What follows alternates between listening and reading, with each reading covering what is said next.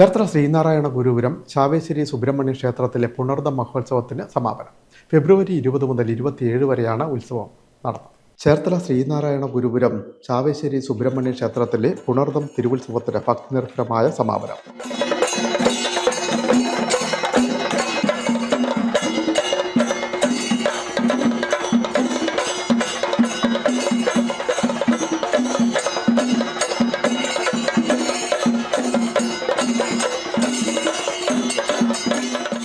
ഫെബ്രുവരി 20 മുതൽ 27 വരെയായിരുന്നു തിരുവുത്സവം സംഘടിപ്പിച്ചത്. ഫെബ്രുവരി 27-ാം തീയതി വെള്ളിയാഴ്ചയായിരുന്നു ആറാട്ട് ദിനം. രാവിലെ പള്ളി ഉണർത്തൽ, കാഴ്ച ശ്രീബലി എന്നിവ നടന്നു. ഉച്ചപൂജയ്ക്ക് ശേഷം ശ്രീഭൂതബലിയും ആറാട്ട് സദ്യയും നടന്നു.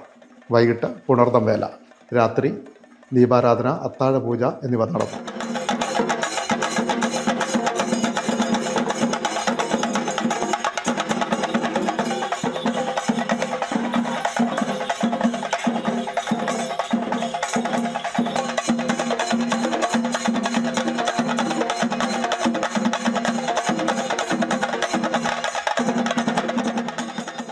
ഒൻപത് മണിക്ക് ആറാട്ട് പുറപ്പാട്, 10:30-നും 11-നും മധ്യേ ആറാട്ട്, 12 മണിക്ക് ആറാട്ട് വരവ്, വലിയ കാണിക്ക, വെടിക്കെട്ട് എന്നിവ നടന്നു.